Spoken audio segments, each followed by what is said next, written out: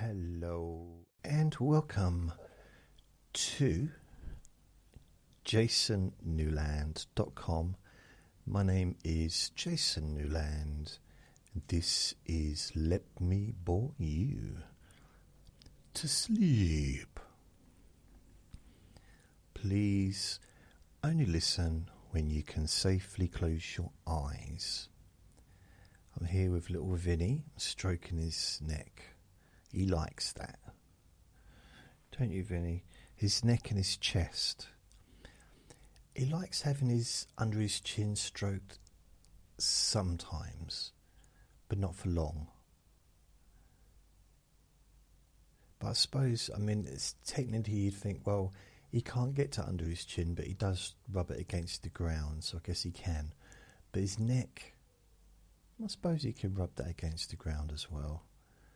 And his chest, but he likes having his chest rubbed. Don't you, Vin? Yes, you do. He was a really good boy today. Honestly, I was very, very proud of my little boy. So it's Thursday, the 11th of December, 2025. Let me just plug this computer in, just so it doesn't go off. So I need it on because I'm using ChatGPT to give me the information I need for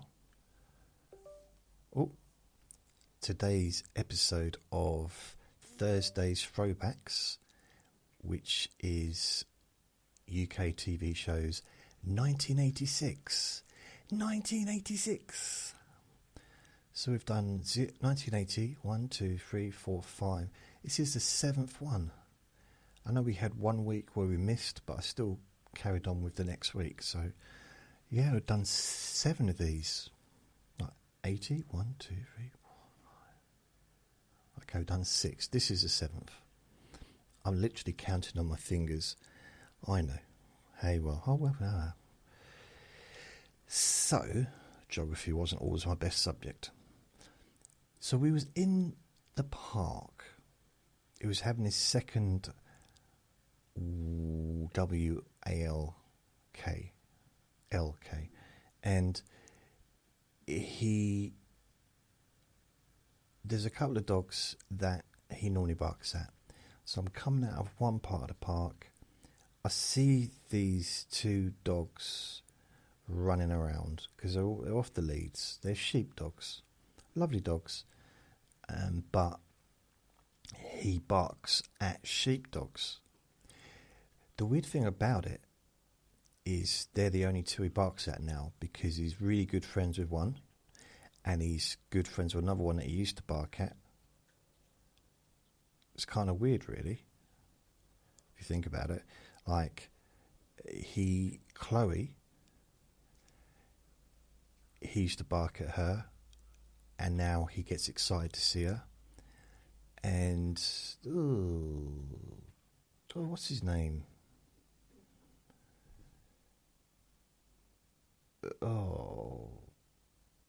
Not ping pong. Zing zong, wing wong. Giant. I forgot his name. His name's gone out of my head. But that dog initially started barking at Vinny because it was a rescue, and again, it's kind of like a sheepdog. And Vinny took offence to that. This is probably about 7-8 months ago. So every time Vinny saw that dog, he barked at it. And they barked at each other. And then that dog calmed down. Lovely dog. But Vinny continued to bark. And I stopped and I talked to the lady, trying to reassure that Vinny wasn't being vicious. And eventually, he stopped barking at him because they were near each other. And now he gets excited. They walked together to start with, and they were fine for a few weeks. And then Vinny actually gets excited when he sees him.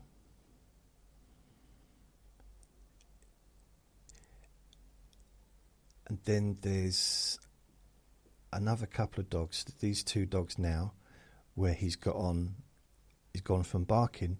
And I think what happened, well, the reason for it, is that one of his friends, called Minnie, was with his dad, and he loves his dad because his dad gives him treats, gives Vinny treats. And he loves Minnie, and Minnie gets excited to see me as well.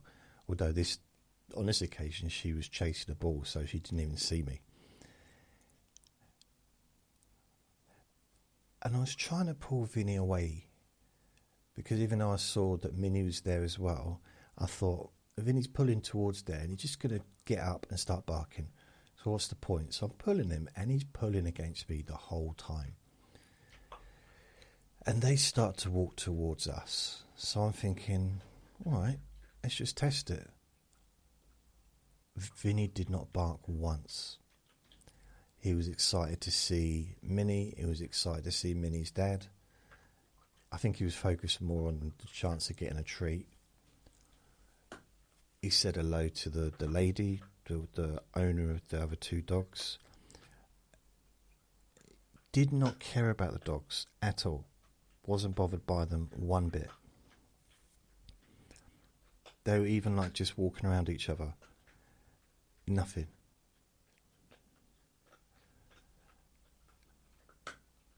And I'm just like, what's going on? I just felt so pleased with him, because that's one of the things that I've had issues with him. There's a few dogs he barks at. They're not all sheep dogs, but they do seem to be the ones that he has a thing about. Well, now there's one left, and I'm hoping, because I get on really well with the bloke that owns this other dog, but Vinny barks every time he sees that dog. So maybe this could be the break, because that dog is literally identical to 3 of the other dogs that he knows, that he's sort of being okay with now. So there's not really... I know that to him they probably don't look identical, and they all have got their own smell and stuff like that, but I mean, surely he's got to misidentified dogs. Like I see people and think there's someone else. Doesn't he ever see a dog and think it's a different dog?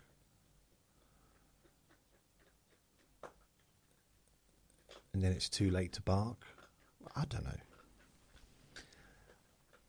But I was very pleased with him. Really was. It was... I actually felt a degree of happiness towards him. Because going out for walks isn't always very pleasant.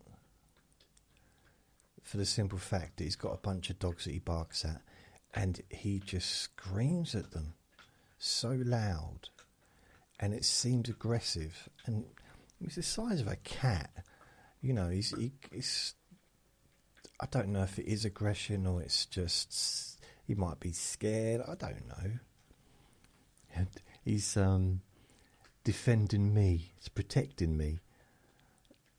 I doubt that.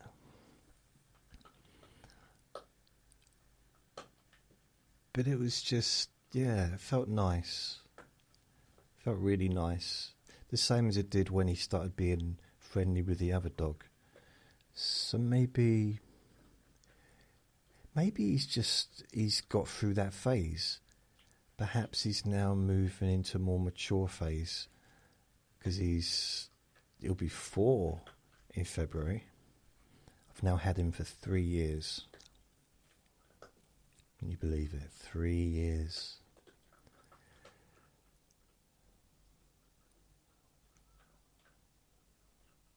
I can't even remember what date was it, because I'm sure I did a podcast where I introduced him saying, Vinny's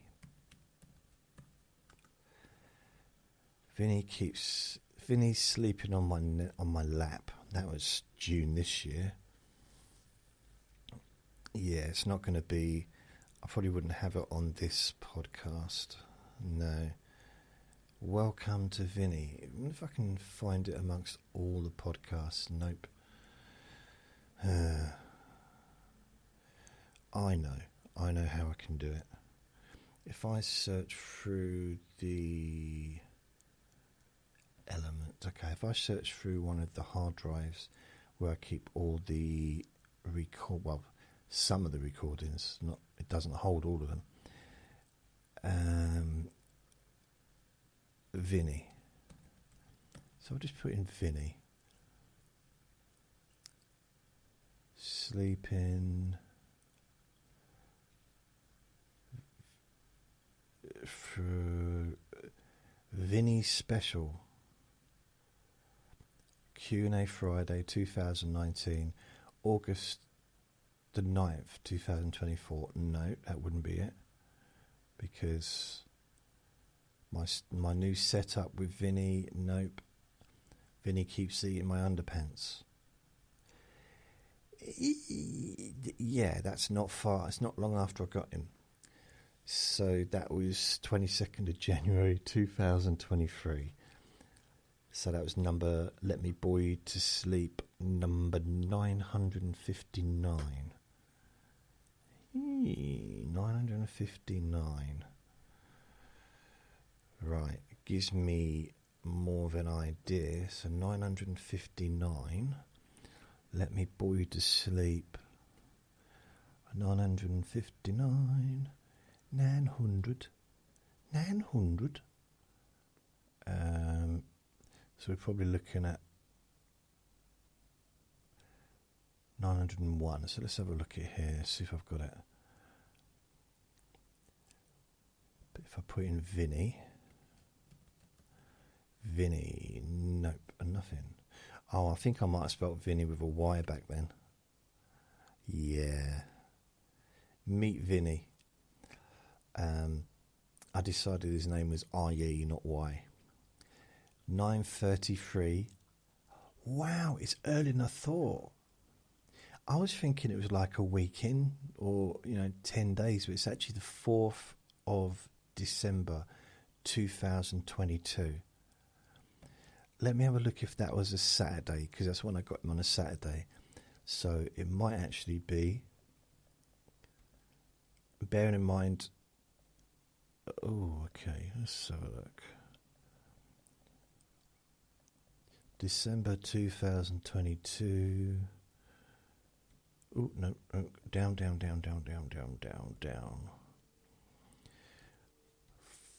So this was the 4th, so no, it's the 3rd of December 2022. So it's actually, so it's 3 years and 1 week. 3rd of December I got him. It's a Saturday afternoon. I was supposed to meet my dad for Christmas lunch or something, or to meet him before Christmas, and I cancelled, or was supposed to go down there, something like that, because I didn't feel very well. I had a bit of a cough and I didn't want to take it down there. I don't think he believed me, but the weird thing about it is, if I hadn't gone there, I probably wouldn't have Vinny.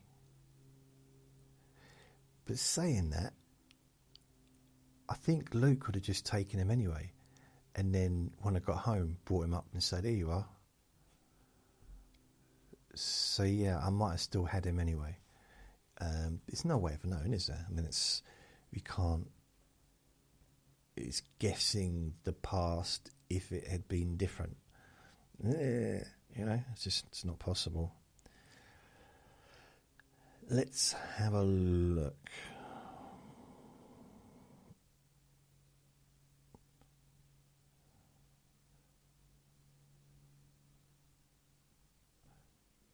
I just want to have a look, see if I've got any messages to read out. I did do today, I did a new recording, which was Stress is Just a Feeling. It's 23 minutes and 41 seconds long. I was playing around with the knobs. So playing around with my knob, and I thought I'd got it sounding really good. But in fact, what I'd done is turned the volume down really, really low on the recording. So even when, I mean, it's almost invisible when I uploaded it. So I had to increase it on the audio software. And I realised that it's still going to be very low volume. So I've not made it into a hard, I've not added anything to it. I've just released one recording on its own. Stress is a feeling, very low volume in brackets, and that's it. So I'm not going to do various versions of it because it'd be too much work to do that because the volume's so low. It's really, I'm trying to get the recordings so there's it's not about not having background sound. Like right now I've got Vinny in my peripheral trying to get my attention by standing on the armrest this side of the sofa, and he keeps putting his foot down and he's putting the other foot down. What do you want, Vinny? Look, just because you look super cute and you was a good boy today doesn't mean you can get any... You're not getting on my lap because he wants to get on my lap, but at the same time he doesn't. If you want to get on my lap, get on my lap.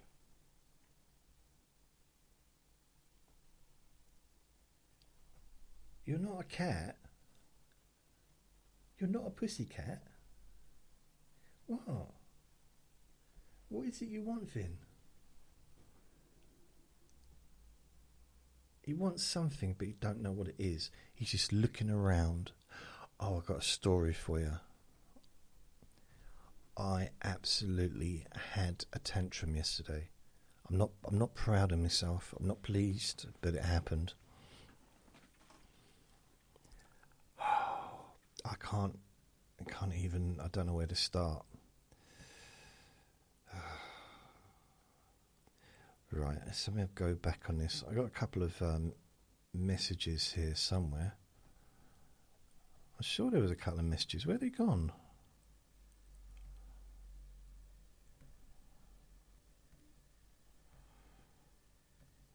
Facebook. I think something's going wrong with Facebook because it's just not, doesn't seem to be working the way it used to. It might just be me. So I'm trying to find my messages, and now it's hiding the messages. I don't want that page to come up. So basically, I got a couple of messages, but I didn't look yet because I was in the middle of doing something else. One's from Cara, and I don't know who the other one was from. I can't remember. I just had a glimpse, didn't look at the message, and then carried on because I was in the middle of something. But now the messages seem to have disappeared. Messenger. Oh, I've got him back now. So Boston Chickie sent me I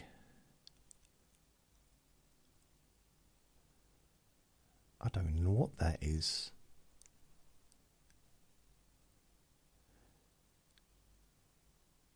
I don't know what it is. I'm not sure if I want to click on that. I don't know if it's time for your favourite Midwest game of...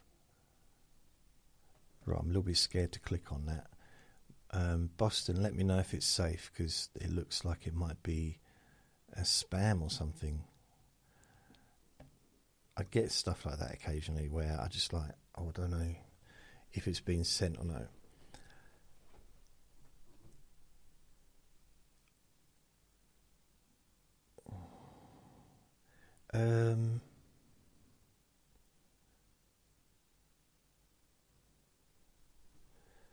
Okay, I'm just reading this. Okay, I won't read it out, Cara, but I'll respond to it later. Thank you.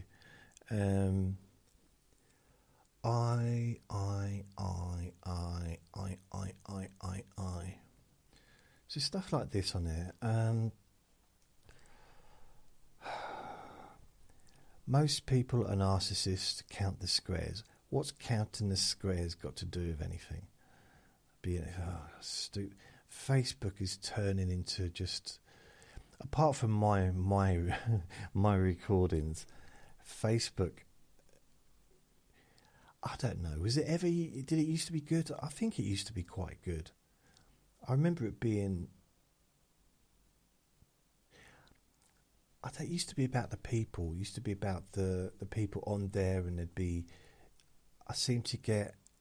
The only things I'd really seem to get is just non-stop ads, AI stuff, pretend stuff. So yeah, I get very little in as far as posts by friends on there. So I had to take a quick break from this here conversation because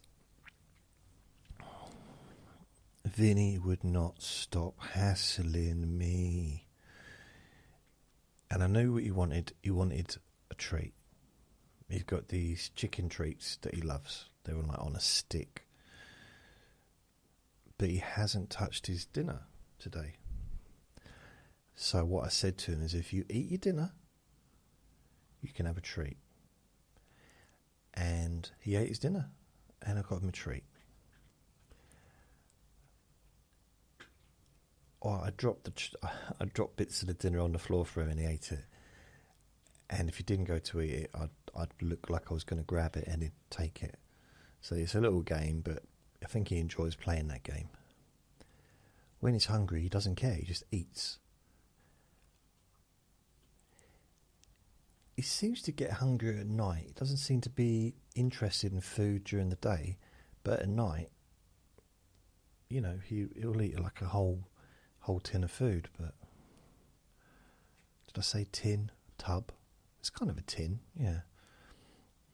So, oh dear, oh dear, oh dear.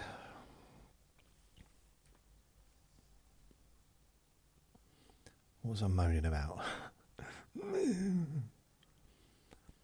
I am potentially expecting another interruption because I've got somebody, my neighbour downstairs, is collecting my prescription for me. I don't know if they're doing it today or tomorrow. So basically, I give them £10 to collect my prescription every month. I don't just assume they're going to do it. I ask first, and then I put that. Or that reminds me, I need to send money to somebody. I'm glad you reminded me. Okay, no, that's not what it's. Okay, I know what it is. And I just got a knock at the door from my prescription deliverer. Well, my neighbour. So, yeah. That was quite cool, wasn't it?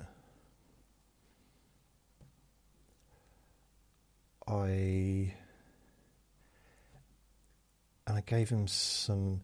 I had some stuff in the fridge that I'm just not going to use because unfortunately I bought too much stuff. You know what I mean? Which is annoying.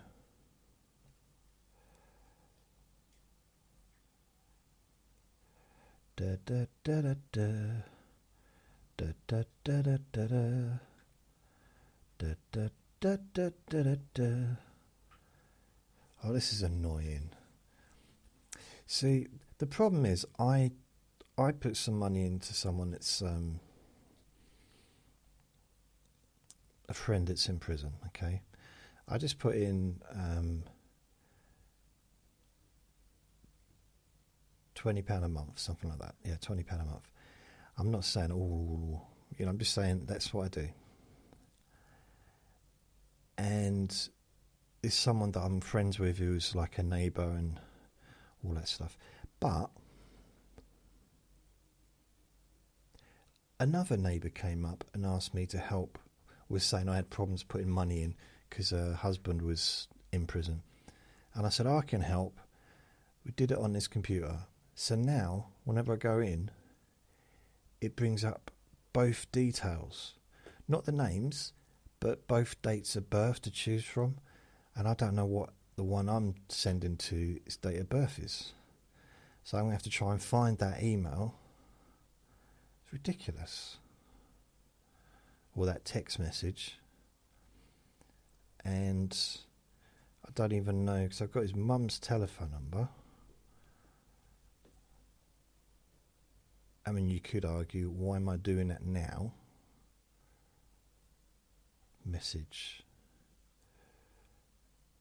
Okay, right, I got it. It's just a little bit annoying, you know what I mean? A little bit annoying. I knew what year it was. It's okay. If I don't do it, I forget.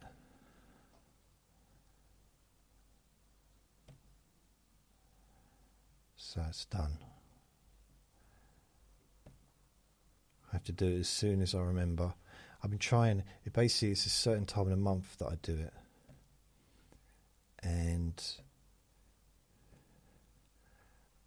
I realise I don't need to do it right now, do I? Why didn't I just do it? Okay, let's go back. Really?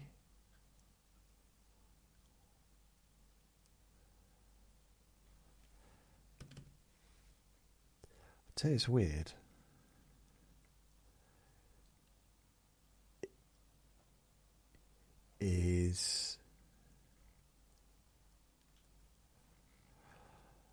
It's not doing it. It's causing problem. Why are you doing this? It's because I'm not giving it my full attention. That's why.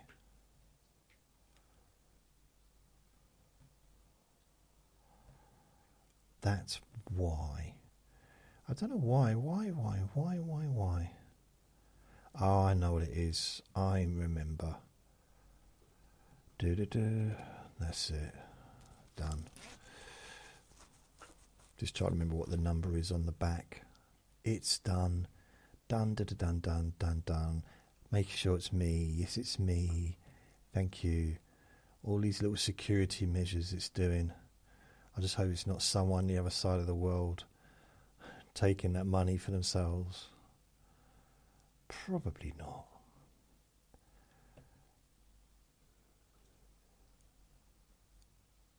Okay. Continue. Done. So, yesterday, because I get most of my deliveries, delivered. I don't know why, that was a weird sentence. Most of my deliveries delivered, yeah. And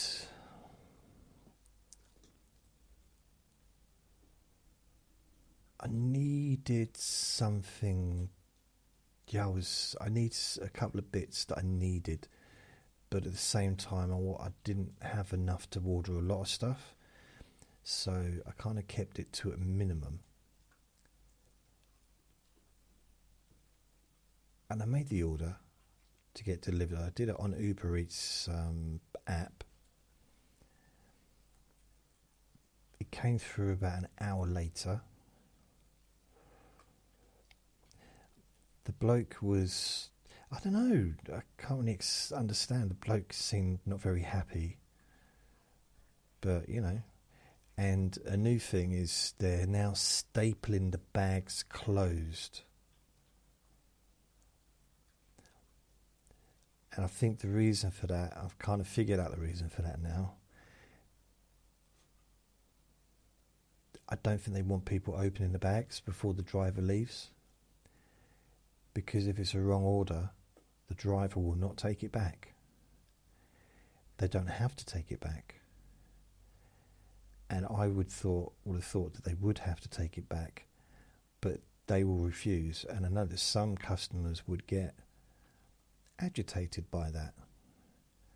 I mean, I had a similar issue, didn't I, with Uncle Sausages getting some drinks and stuff delivered to his ward, and the driver blatantly would not deliver it. and he put all the stuff on the pavement, just, in the driveway where the hospital is, where the cars drive up, where the taxis are. He just dropped them on the pavement and drove off. And he told me he was going to do that.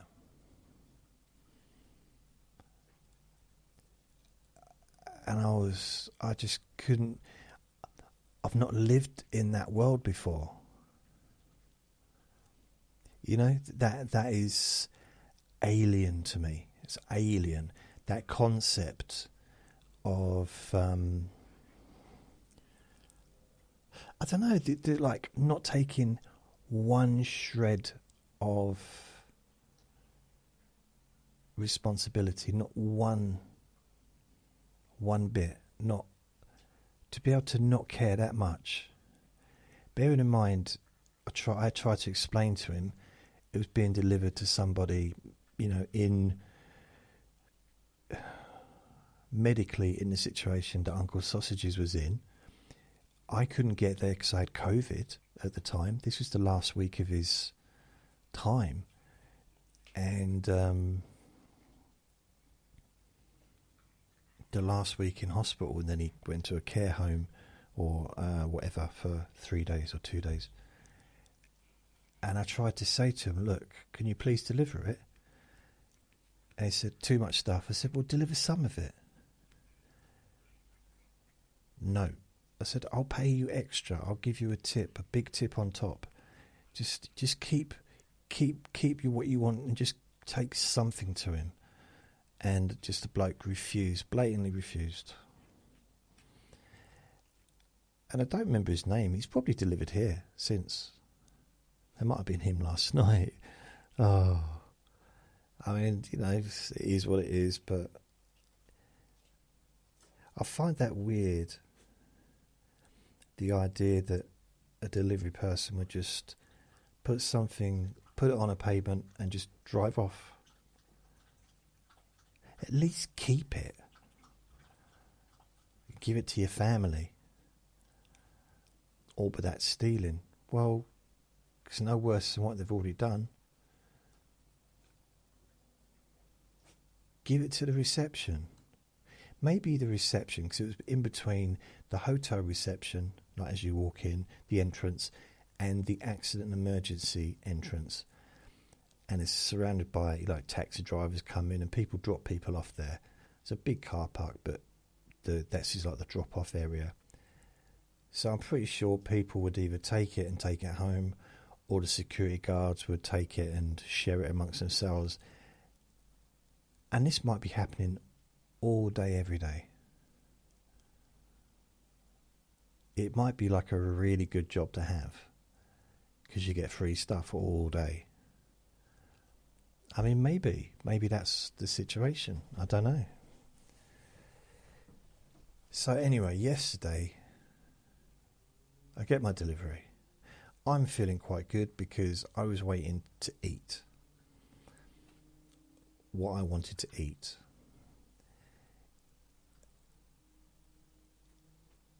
But then because I'm in a hurry and Vinny it's sort of hassling me to go out, and it's getting late. So this is kind of probably 3:30, 3:45. So I need to take Vinny out before it gets dark. So I'm waiting with him. Vinny's on his lead, and I go outside and the front door, and I say thanks, and I put the stuff in the hallway and take Vinny out for a quick walk. And then, I just said that word, he just appears. He's staring at me going, no, go away. Sorry, mate.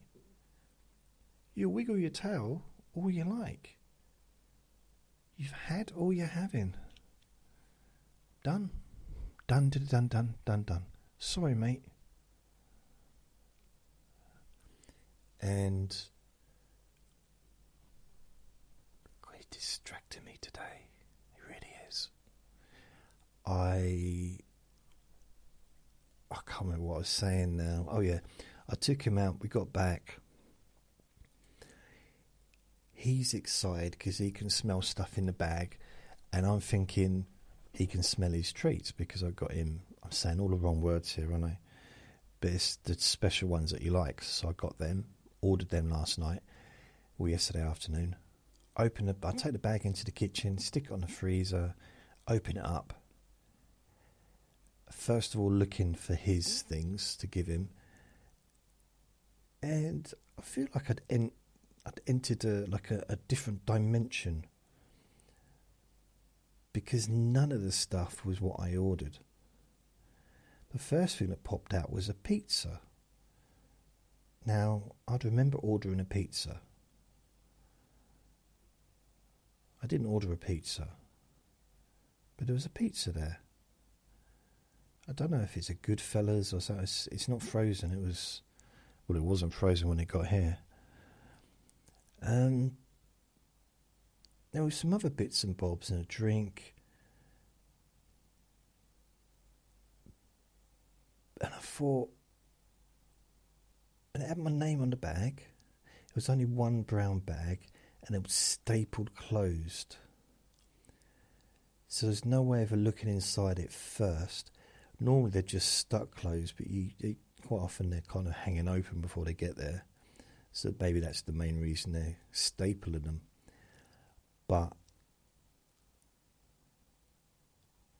I didn't know what to do. And I had a bit of a meltdown, I'll be honest. It came as such a shock, and I was hungry. And I just I went onto the app, and I said, what is the problem?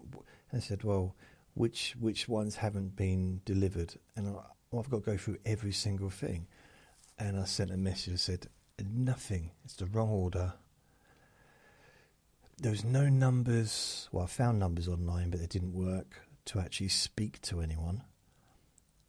I was trying to call up the supermarket and say, I tried to call up the driver, but it was too late. I mean, as soon as they leave, they turn that off. I think you can talk to the driver like up to the point where they drop off, and then they're gone. That's it. And I was just like, I was getting nowhere. So I had a little punch on the punch bag and trying to calm myself down, because it was so frustrating. And I didn't just feel for me, I felt for the other person, because somebody else, possibly in my area, very likely in my area, but between here and the supermarket anyway, has got my stuff that they didn't order. And there was a sandwich in this order, which perhaps they were waiting for, and they were hungry. And I didn't know what the process was. I know Uber Eats pretty good. If you get something that's not delivered, they will refund you. But that's no good if you need it. You know what I mean? So if I order, let's say, because I don't want to go out, so if I order now some stuff and they deliver everything but the milk, it means I can't have any breakfast in the morning. Although I can, because I've got milk in the fridge, but, in some scenarios. It's a strange one, but yeah, anyway, so I eventually sent a message to them, and I can't remember how I got around it, just saying, wrong delivery.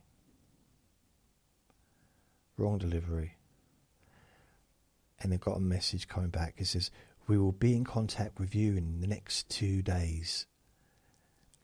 And I replied saying, how's 2 days going to be useful?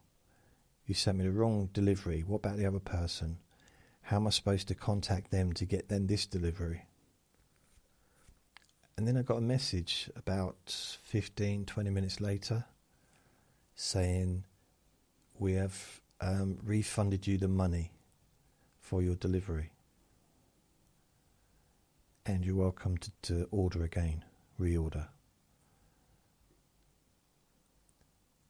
in the meantime, I'd phoned my neighbour downstairs because she's young. She's like 21 or something, and she's much more in tune with these apps, like Uber Eats, Just Eat, the online stuff of today. I mean, I'm okay with websites and that, but when it comes to using a mobile phone, I'm no expert on it because I've not grown up with it. She and her generation, people like in their early 20s, or they've known nothing but smartphones pretty much. Well, maybe not smart, but for a long time it's been, probably smartphones. As soon as they're old enough, there's been smartphones. For me, I don't use the phone that often because with my eyesight, I can't really see a lot of what's on there. So I don't really bother. You know what I mean? In it. But using the apps has really been useful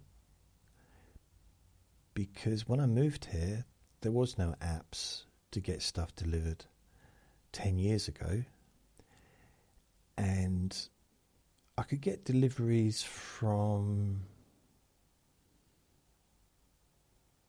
a couple of supermarkets.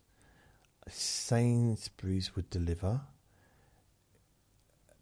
I could order online to get deliveries to Sainsbury's, from Sainsbury's rather. I could get deliveries from, I think, Asda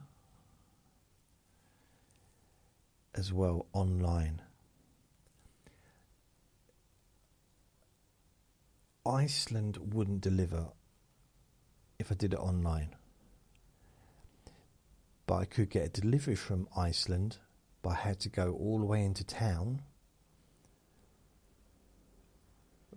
and order the stuff, buy it in the actual shop, the store, and they put it into crates and then they deliver it.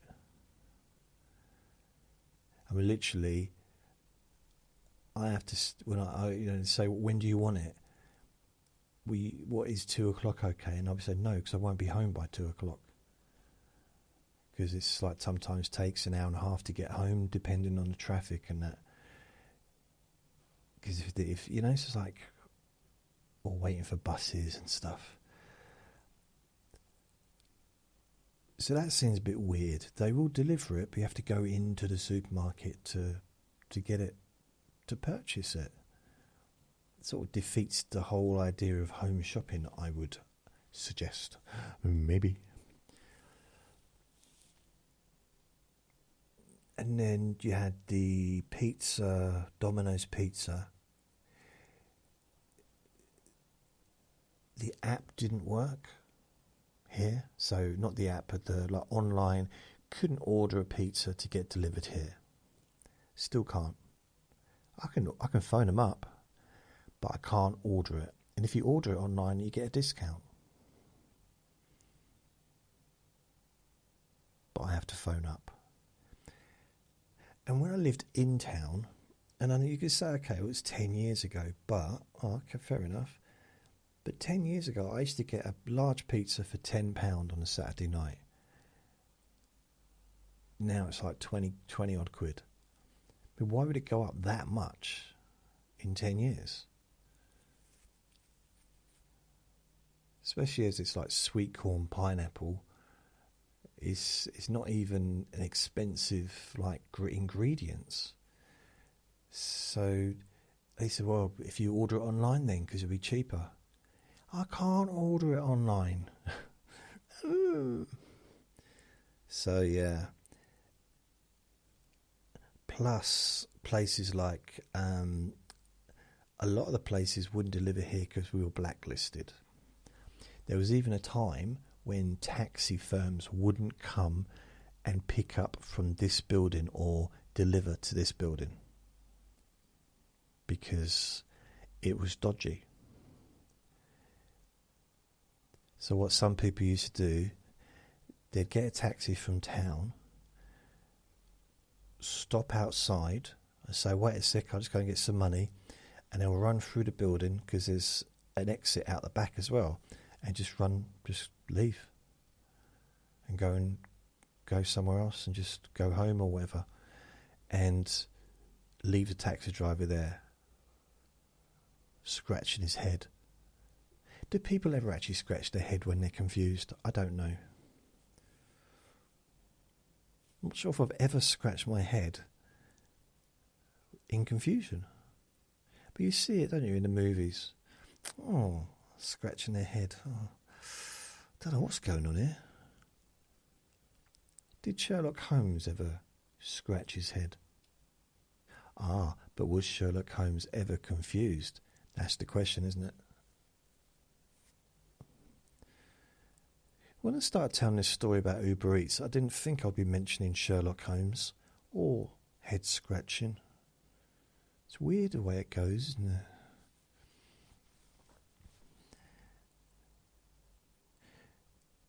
So then I started thinking, oh yeah, so we were blacklisted. Blacklisted. I couldn't believe it.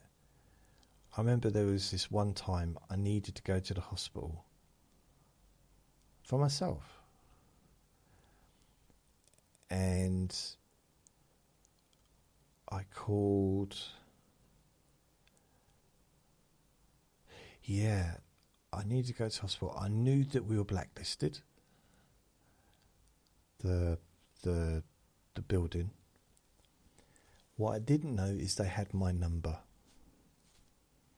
So I'd booked taxis for people, and they'd gone into town from this building and done a runner.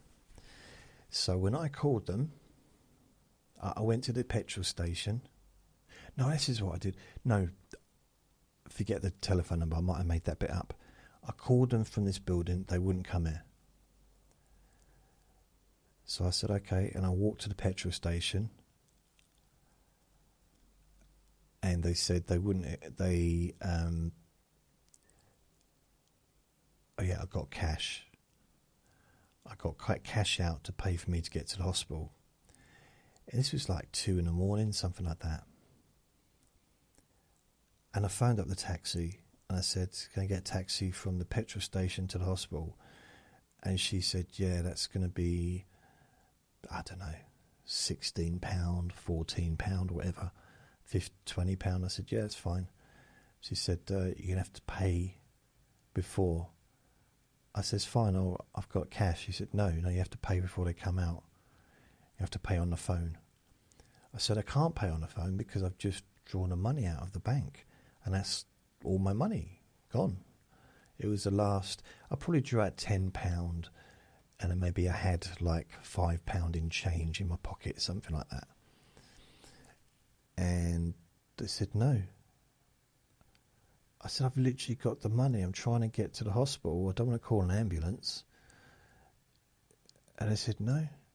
They refused to come out. And I said, I've got the money. It's like, literally going to be giving you the money when you get here. And that was all to do with this area, and it's not like that anymore. I mean, they know me really well now after the summer, because I spent hundreds and hundreds of pounds with them during June and July, going back and forward to the hospital. It's costing me £40 a day. So I did the first, I think I did at least 2 weeks non-stop every day, and then I started having like a day off here and there. So yeah, I did at least £400 in, what is it, £400? Not that much, is it? 714 times by 40. Oh, it's more than 400, isn't it? 414, 4, 8, 16, £560. Blimey. Yeah. And then I had to start getting the bus because I just ran out. But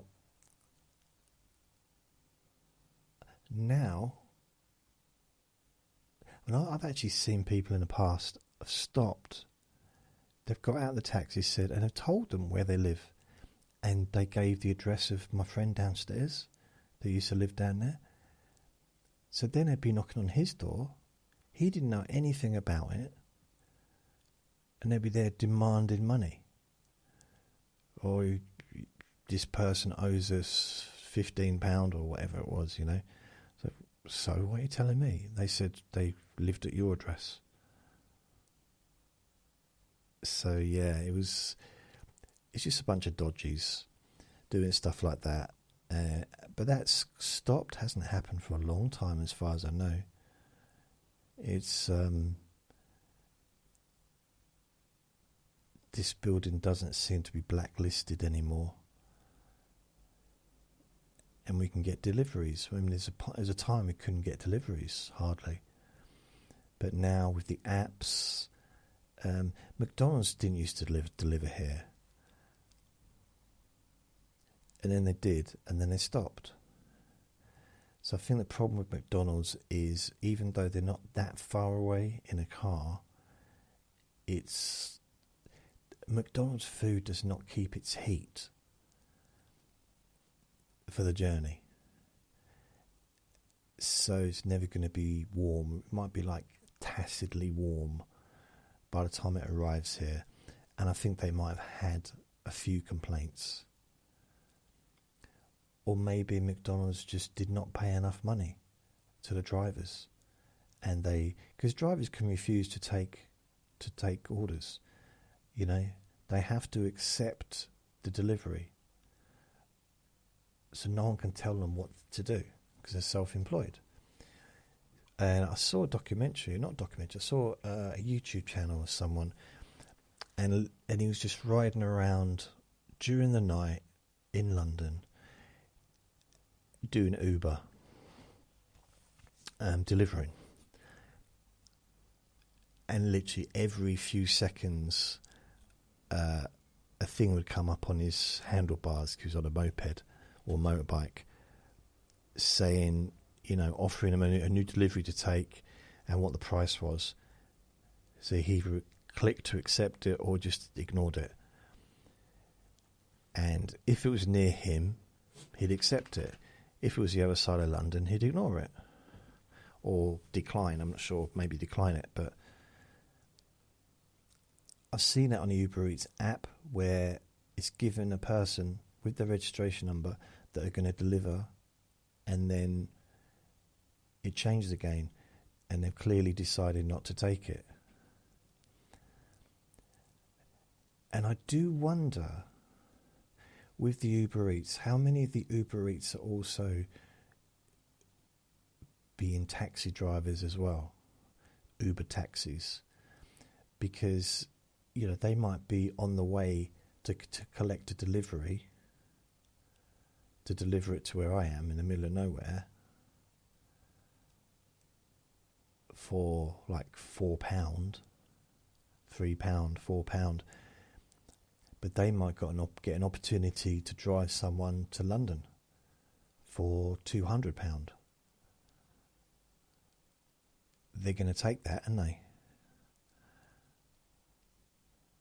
So they're going to ignore, like, yeah. I mean, probably just have the stuff, eat the food on the way. I don't know. Anyway, I didn't know what to do. So what I thought is, well, if they've refunded the money to me, I might as well just reorder what I ordered originally. And it got to me within an hour. But I didn't know what to do with the stuff that was wrongly delivered. What do I do with that stuff? It's not my food. It's not my stuff. And I was concerned for the other person. And then my neighbour came in. My neighbour, before my delivery came the second time, my neighbour phoned me up and said, oh, I've got a missed call. And I explained the situation. She said, don't worry about it. Just, if it happens again, tell them that you've had a wrong order they'll refund you, and you can just reorder. It happens a lot. I said, really? He said, yeah.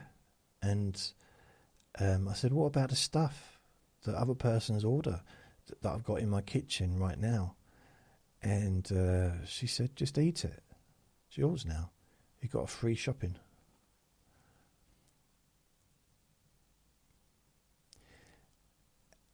And I couldn't really grasp my head around this whole thing. It was like, it did not make sense to me. Didn't make sense. And then it dawned on me, I don't know, maybe last night or this morning. It takes a while to process. The amount of money they're saving from having a customer service, from having people, human beings in an office, in a call centre, which would have to be huge, wouldn't it, to manage such a massive operation. They're saving money by just letting stuff go. By just losing those 2 bits of shopping, the money from that, they're still saving money from what it would cost to have a customer service and some kind of big, the employment laws and, renting the millions and millions of pounds to rent buildings around the country or around the world. I know a lot of that can go to AI now, but still, it still costs money to run, even if it's AI. It'll still be expensive. So I guess it just works out cheaper, which is why at the hospital, when that bloke just dropped the stuff on the floor and left it there, that's probably his instructions to do that. Just leave it there. And it gets written off by Uber. They just write it off as, it's one of them things. It's just a mistake. And they've got money coming in all the time, haven't they? Because I don't know how successful Uber is, but I know it's big. It's a huge company. So I suppose that's just wastage.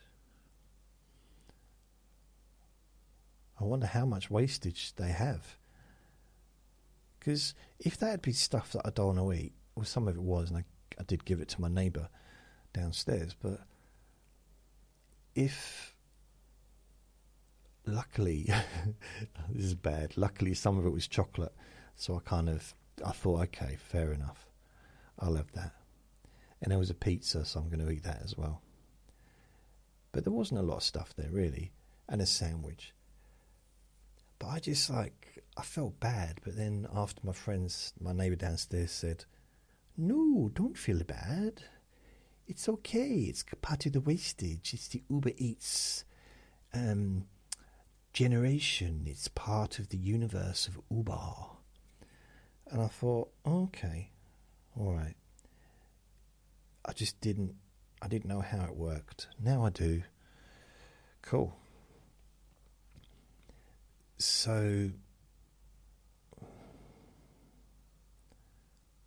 right, back to the recording. I just thought, I don't normally have anything to talk about, so I thought I would tell you. So Thursday, UK, okay. So UK television, 1986. We still only had 4 TV channels. It says here that 86 was a year of big changes. 2 of the UK's longest running shows ended. Children's TV exploded with brand new classics. ITV had some of its strongest dramas ever.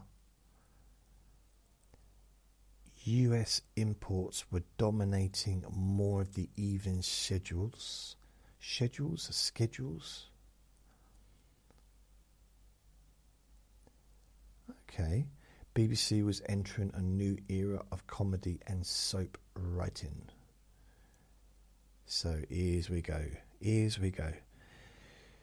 Major UK debuts in 1986. So this is BBC One. Yes, Prime Minister. So it used to be Yes Minister, and then he became Prime Minister, and they changed it. That was BBC Two. Again, I never really used to watch it. I've seen it since, and it's very clever.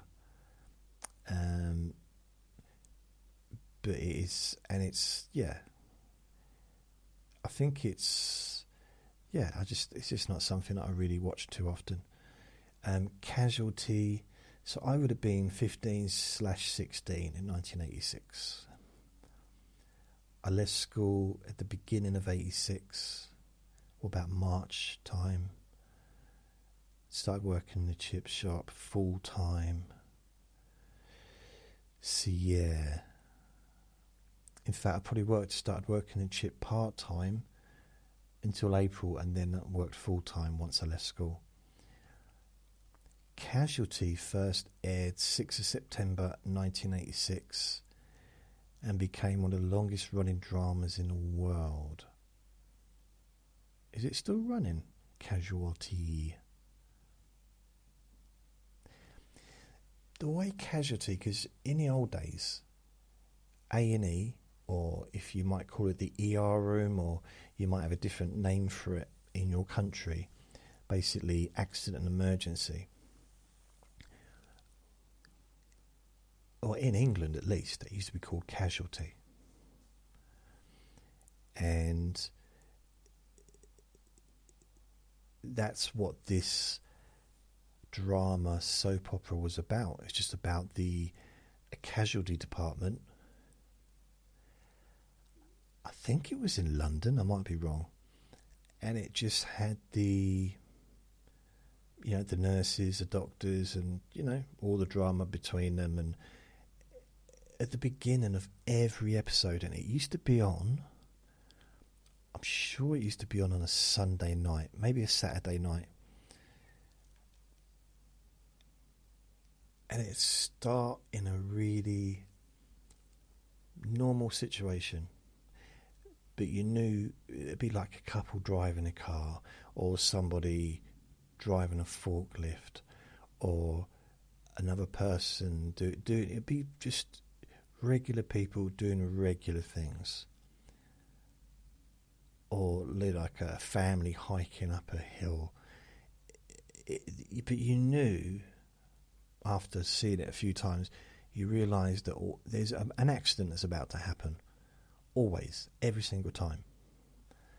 And I didn't really like that, because I felt attached to the people within the first few seconds. I liked the family. I don't want them to be hurt. No, I don't know. I wasn't really into Casualty. I watched it, but I watched anything that was on back then. Brass Eye, Prototype, Elements, unofficial precursor show. Okay, I don't remember that. In Sickness and in Health, BBC One. It was a follow-up from Till Death Do Us Part, which was based around a racist, misogynist, horrible old man called Alf Garnett, and he was just vicious, bitter, horrible, but scared at the same time. You could see he was scared, and he was just horrible. And he'd have all these rants. In Till Death Do Us Part, he was married. And that show was I think it was in black and white to start with. And in that show, his wife would put him in his place. His daughter and his daughter's husband would also put him in his place, because he'd be saying all this horrible stuff. So it'd basically mock him. In the second show, which was the same characters, but his wife had passed away in sickness and in health. He ends up living downstairs, and the upstairs of the building of the house, there was a lady that lived who they didn't get on with each other. And he'd have a care worker come in. And his daughter was still in it. I think I don't know if his daughter's husband was still in it at this point. I can't remember. But an interesting little bit of interesting bits about this. So his daughter's boyfriend or husband in the show was the father, the actual real life father of Tony Blair's wife, Cherie Blair. How about that for a bit of trivia? And the bloke so Cherie Blair's dad, as well as being in Till Death Do Us Part and probably in sickness and his health, he was also in the Confession movies, and I'm sure other movies as well, with Robin Asquith, who played Sid. I think it was Sid. Confessions of a window cleaner, Confessions of a taxi driver, Confessions of a plumber, I think. There was a few.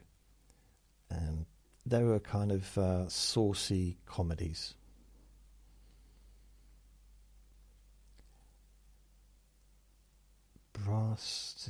Bread. It's really weird because I think about Bread. This is a TV show called From Carla Lane on BBC One. It debuted 1986, but I can't even remember watching it in the family home. But that all kind of came to an end in about May 1986, the family home. So it's, I don't know. But I used to watch it. I used to like that Bread. Gotta have some bread. Gotta bread. Do do do do do do do. Bread. Yeah, Carla Lane. It had Joey and Lilo Lil, and Billy, because they're all from Liverpool. So there's a big Liverpool family, and I don't know why, but the two of the main characters, they changed. They changed the people, the actors. And it kind of ruined it for me. Because they had, I think it was Joey, he was kind of the boss of the family. I mean, the mother was the boss, but he was the boss out of all the kids, and all grown up kids. And he changed his like actor, and then what was her name? The only female, the only daughter, Lauren. I don't know. Oh no, not Lauren. Anyways, she had a name, and she was so good, and then it changed. There's nothing wrong with the next actress, but it was a different person. And I don't know quite what happened. I'm sure there was a reason, but it was really successful. It was like a top successful TV show, comedy, really, really big. And yeah, I loved it. I've seen it since, and during daytime TV sometimes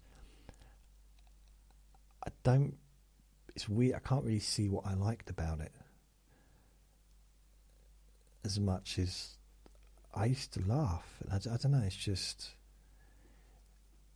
it's not quite hitting me the way it used to. But it's fine. I mean, just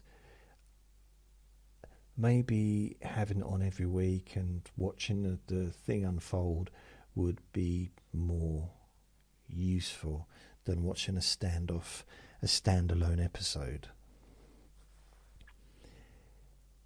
Every second counts.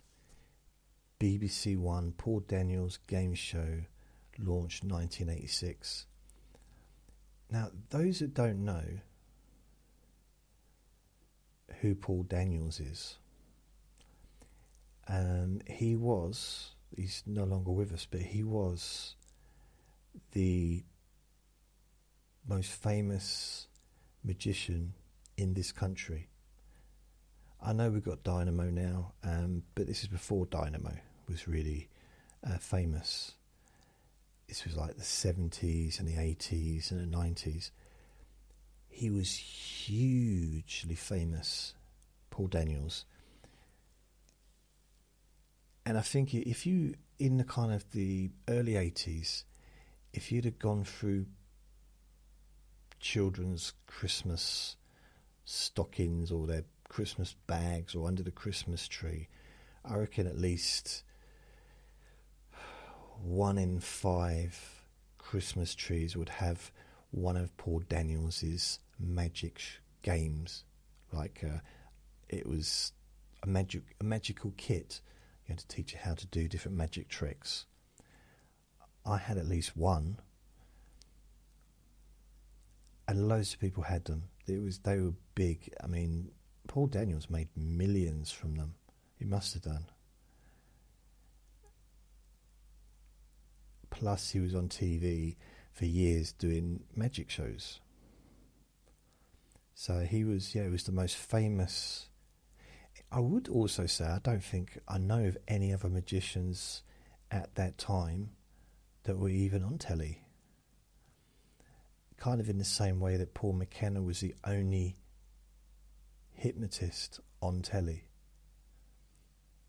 Like in the 90s when he did his show, there was no other hypnosis on TV that I remember.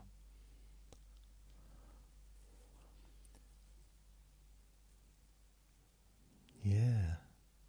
I still remember, it's weird. Wow. I remember at least 2 of the tricks. One was this thing where I just flipped it like a little paddle, and I flipped it and it changed the numbers on the paddle if you do it quick enough. And another one, I had this wand, but you could make it basically if you push it down, but it had like an elastic. You push it down and then it just automatically go up again. Sorry if I spoiled that trick, but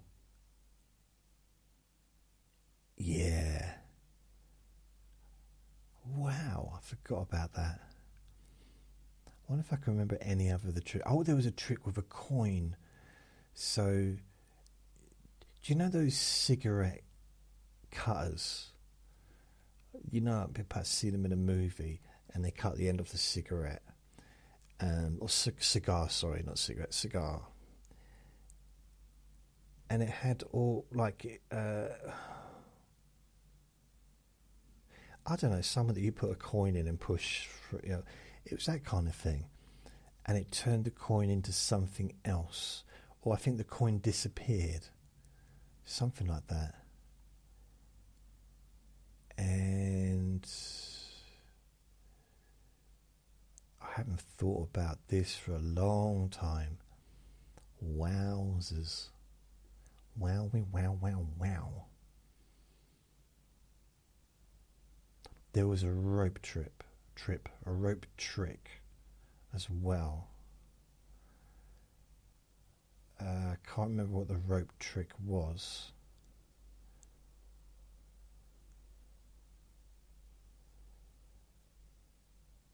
I think it was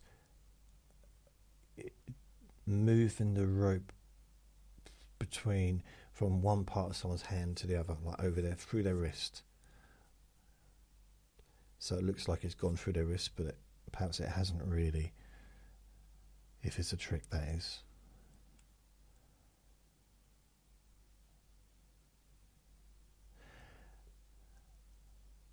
I think that's it. I can't remember any other tricks in that kit. I mean, I did actually get into magic in early 90s. I started going to the magic shop near Leicester Square. It's like the famous magic shop. And I'd go in and I'd buy tricks, and I had quite a few books, like I had a tendency to do, just go a bit overboard. And I don't know.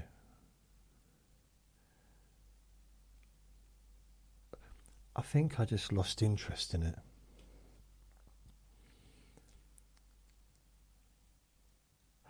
Brush strokes. I used to love brush strokes.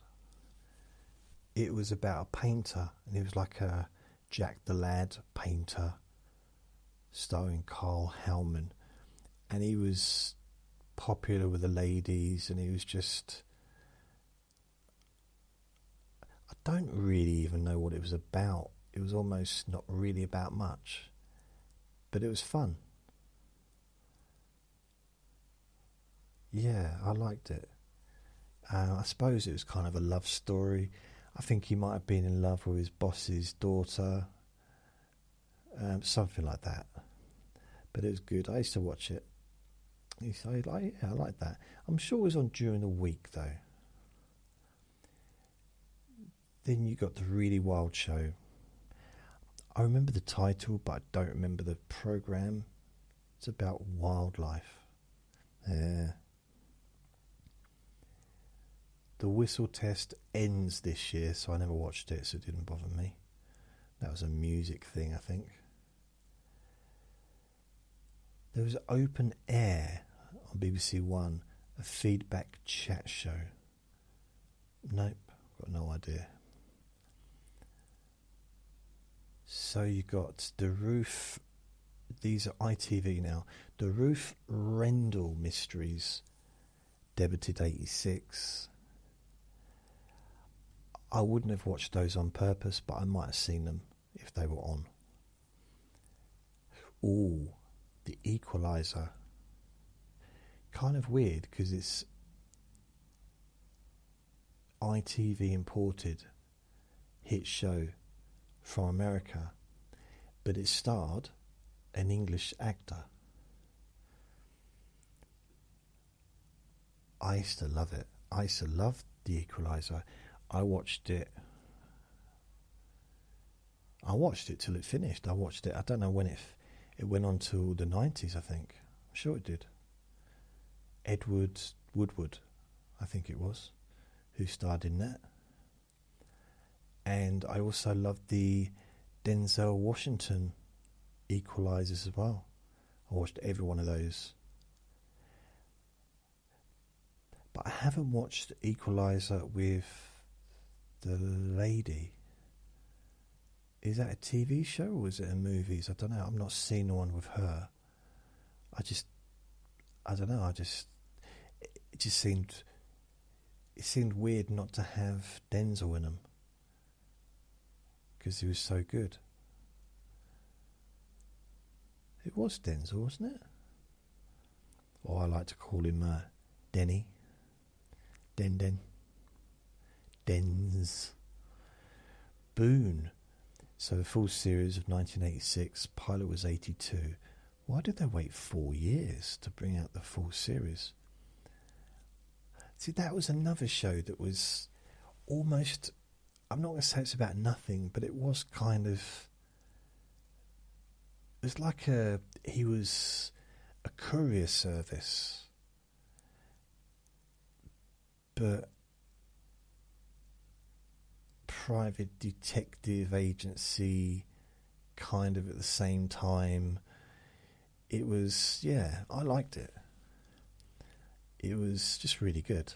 It was very different from anything else. Brush with Fame, ITV Light Entertainment. I don't know. Sorry, I don't remember that one. Prospects, Channel 4 ITV co-funded Working class comedy drama. No, I don't remember that. Aliens in the Family, ITV children's series. Well, I never watched that. Oh. The Chart Show, Music Box 1986, Channel 4 nationally 1989, but its UK TV presence begins 1986. The Chart Show. Okay.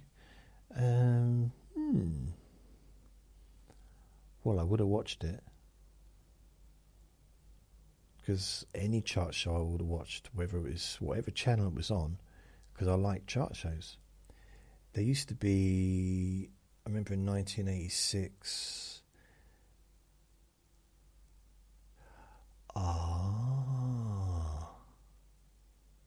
No, probably not that one.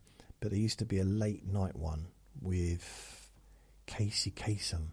It is Casey Kasem, isn't it? He did the charts, but it was in American charts, and it was 80, maybe 87. Yeah, 87.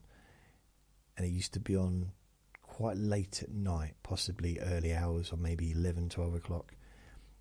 And I used to watch that, and it was good because I like to keep updated on what's happening and get an idea of what trends are coming to the UK music-wise. At the time, I was interested in that. Hot Metal, Satire of Tabloid Journalism, debuts 1986. I don't remember that. I remember the name, I just don't remember the show. So Channel 4, The Late Show Precursors. So The Late Show, is that the one in Ireland? Because they used to show that, I know, in the UK. I used to watch it sometimes.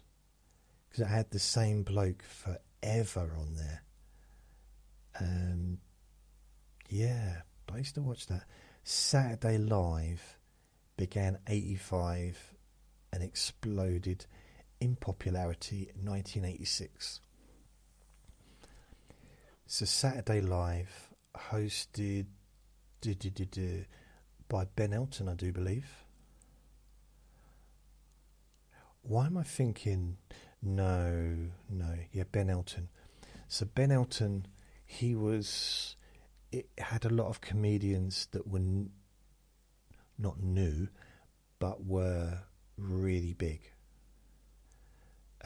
So it had things like Hale and Pace, The Management, because they played Dorman, and you had Joe Brand on there. I mean, the thing about Joe Brand, she is one of the most really, like one of the first successful stand-up comedians from, I mean, the alternative circuit, whatever. She's one of the first. You think she was on TV in 1985, 86, doing stand-up, not doing sketches, not doing, just doing pure stand-up, and absolute star.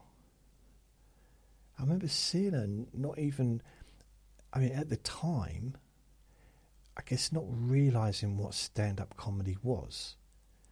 I knew it was someone making jokes at a microphone, but I didn't really understand the concept of alternative comedy because I'd grown up with, well, anything goes really in the 70s and the 80s. But even though she was alternative, she was just funny and very dry. And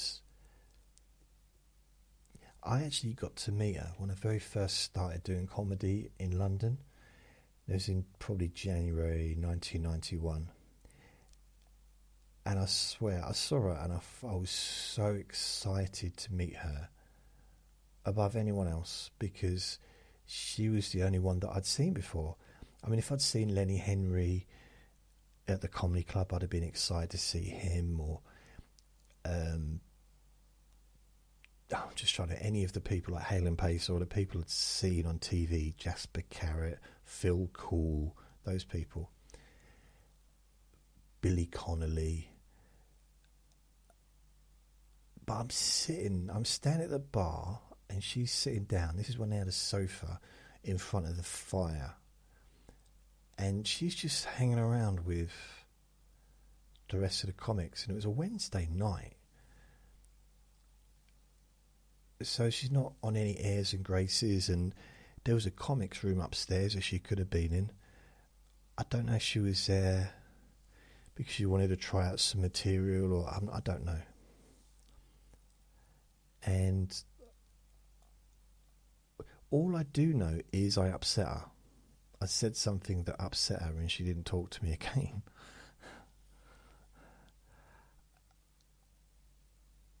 And I don't know what it was.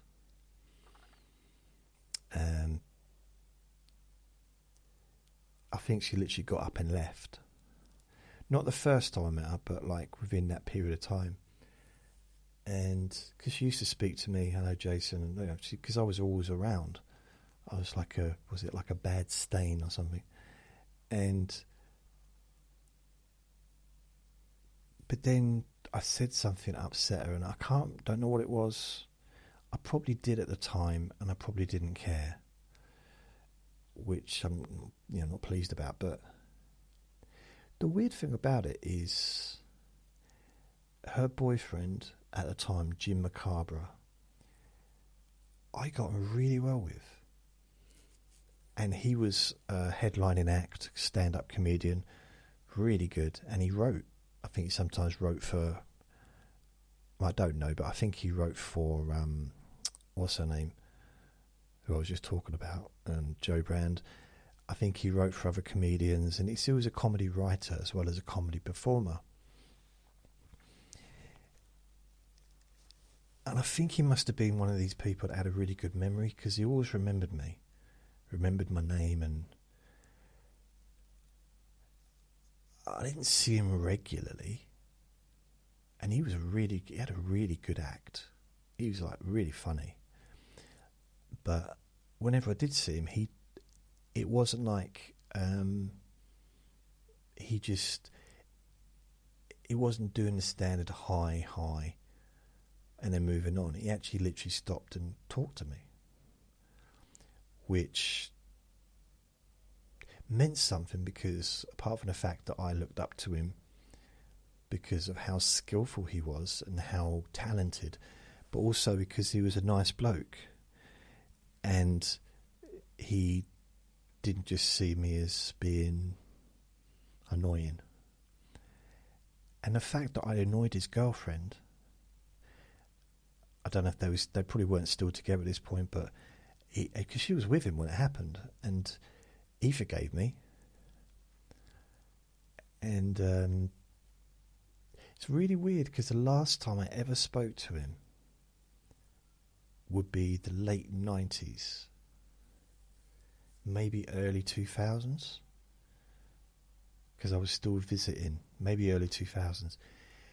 And I think there was like a gathering, a party or something, and we get chatting, and he's saying, "Oh, I'm quitting comedy." So I'm thinking he's joking. So what do you mean you're quitting comedy? He said, "No, I'm not doing it anymore. I'm coming to an end." I said, "Why?" Because I knew that he had a writing career, so he's probably making a lot more money from the writing than from the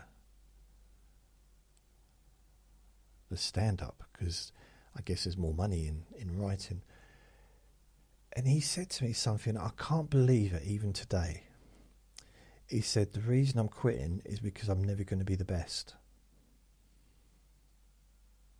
Now, this is a sentence I'll just never forget, because I mean, what is the best? How do you even judge what the best is? Like, if you're in the UK, you could say the best is Michael McIntyre, or you could say the best is Peter Kay, or you can say there's no one better than Peter Kay at his best. There's no one better than Michael McIntyre. There's no one better than Lee Evans. There's no one better than Kevin Bridges. There's no one better than Roman Mamakin, can't say his name. Or there's no one better than Lee Mack. Or there's no one better than Jimmy Carr. You know, there's a certain level where you just don't get better. It's just a personal preference. When you get to be brilliant at something, you're brilliant. I don't think there's like the best. There can't be the best. Yeah, I know in hindsight, and a lot of comedians will say Richard Pryor was the greatest comedian that ever lived. And Elvis Presley was the greatest, you know, the king of rock and roll, and he still is, and the Beatles were the best band that ever were, and Whitney Houston was the greatest singer, and Prince was the most creative songwriter, and, you know, and a lot of that is based on, I mean, you know, reality from what they produced and what they actually created. But a lot of it's just opinion. But Whitney Houston wasn't the greatest singer. She wasn't the best singer in the world. There might not have been anyone better than her, but she wasn't the best. There was plenty. She was at a level where it's hard to improve upon. I would include Celine Dion in that. I would include probably thousands and thousands and thousands and thousands of people. People that we're never going to know about, that only ever sing when they're in the bathroom, that can reach the high notes and out-sing if they were given the opportunity, or if they even wanted the opportunity. They could out-sing anybody in the history of music, potentially, or equal. I've always thought that, even when I was young. There's always someone better out there. It's always someone that doesn't even know that they have that talent to do something. It could be anything. There might be someone that's... I like the idea that everybody is a genius at something. For me, the idea of being a genius isn't someone that's a know-it-all. They're the ones that think that they're geniuses. If someone calls themselves a genius, then I wouldn't take much notice of them. Because that's for someone else to say about you, isn't it? Say, oh, it's like, I'm super handsome, I am. And yeah, of course, I'm a very pretty young man. But it's not really for me to go around flaunting, is it? It's for other people to say. But I just love that idea of everybody's got genius in them. It's just finding the thing that we're a genius about, or that we could be a genius about. There might be a subject that once you start to study it, or once you become interested in it, it grabs you. It's all absorbing, and you become the world expert on that subject. No one else may know about it. No one else may know that you're the world expert, and you may not even know that you're the world expert. But you've studied and you've read everything, and that might be your genius.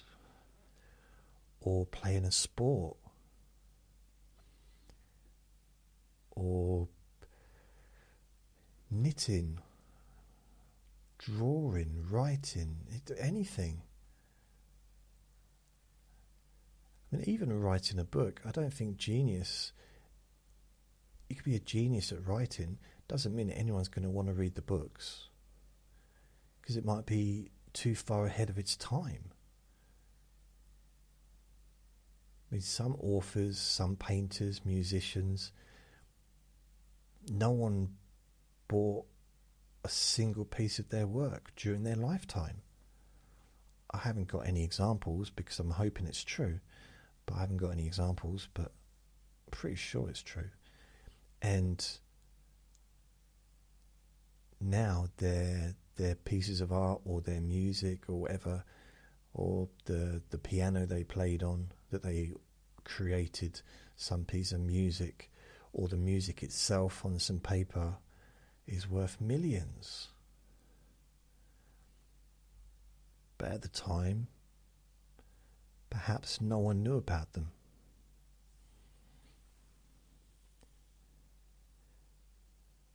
I don't know if I'm just a bit... Is that too optimistic? I like it. I like the idea of it. I don't know if it is too optimistic, though. Can you be too optimistic? I think it's amazing. Just the idea that everybody's got genius in them.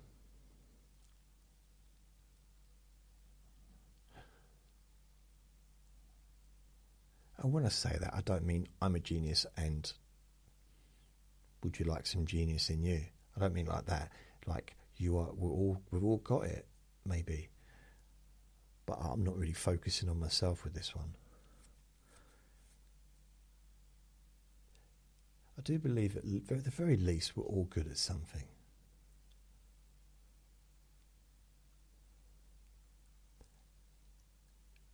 And maybe one of the problems is we don't all get to find out what it is that we're good at, or that we could be good at. Or maybe sometimes the thing that we're good at is not the thing that we enjoy doing. So it makes sense not to do the good thing you're good at. If you don't enjoy it, why do it, you know? I mean, I was really good at sales, but I didn't enjoy it. I say really good, but in the circumstances, well, especially when I worked in Churchill, I was one of the top people, but it wasn't for me. And I would have got better if I hadn't got ill.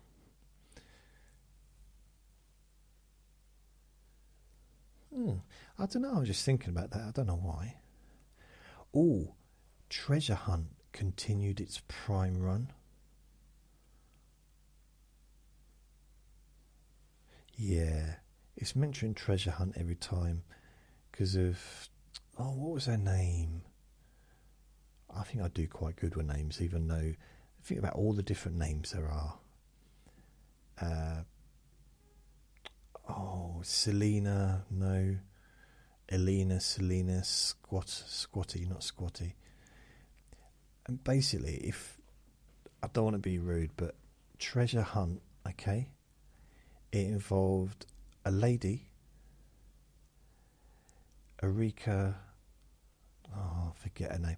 Anyway, a very beautiful lady, travelling around in a helicopter, looking for treasure, being guided by, I think, a member of the public. It's like a game show thing. And basically, she got dropped off and she would run around, and the camera man or woman would follow her, and the camera would be focused on her buttocks. I'm not even making it up. That was what the show was. And she became very famous.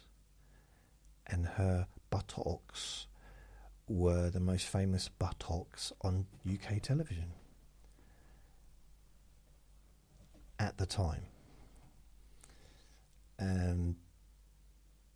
Yeah, it's true. It's not even made up. It's true. Brookside, at its most controversial era in 1986,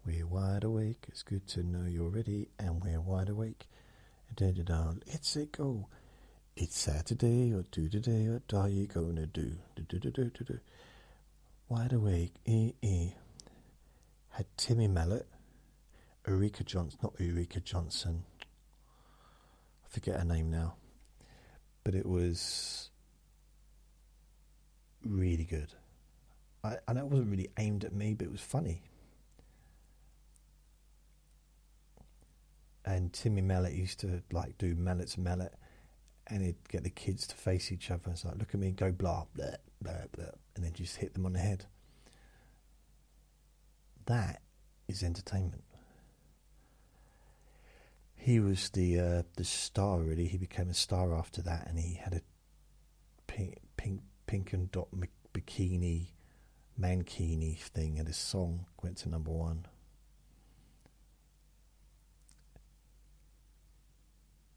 Super Grand, Danger Mouse, Tom and the Tank Engine, Sooty Show, Fraggle Rock. I loved Fraggle Rock. Grain Chill. It's all the same stuff as last week, really, or last time. Sports, just the same old stuff. Major broadcasts. So we still had the A-Team, Knight Rider, Magnum, MacGyver, Miami Vice, Cheers, Fame, I Want to Live Forever, Cagney and Lacey, Dynasty, Falcon Crest, The Cosby Show, The Golden Girls, Hill Street Blues,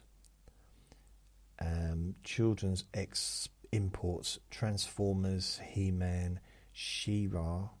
That was part of He-Man, wasn't it? Wasn't that his girlfriend? The Smurfs, Inspector Gadget, and Voltron.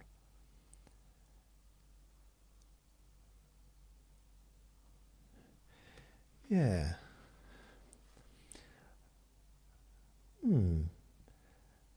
So, I don't know when Wide Awake Club started. Maybe it was 85, so maybe I've already mentioned it. Comedy 85. I'm just going to go back. Danger Mouse, BBC One, Fraggle Rock. Maybe it started in 84. The Wide Awake Club. Channel 4, ITV, UK 85. Let's go for 84. Talking 84, children's. Just shows you it's not completely. The Wide Awake Club was really good. As I said, it was every morning on a Saturday. I used to watch it with my little brother. And it was just a really nice way to wake up. I remember I used to, when I was sleeping on the floor, well, like a camper bed thing, in my stepmom's mother's flat in the living room, I used to get my little brother to wake me up so I could watch the Wide Awake Club with him, and we used to pull the duvet onto the settee and just like watch the Wide Awake Club together,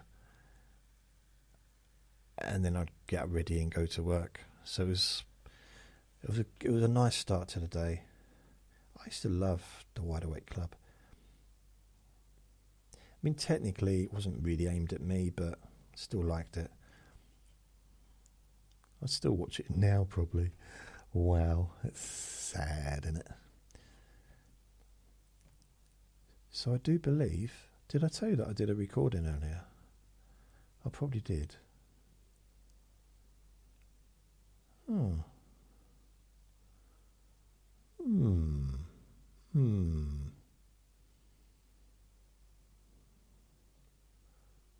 you ever see someone, I don't know who that is. Just seen a picture of someone came up, and I don't know who it is, but she looks very familiar. I don't know why. I've got no idea why. Ah, well.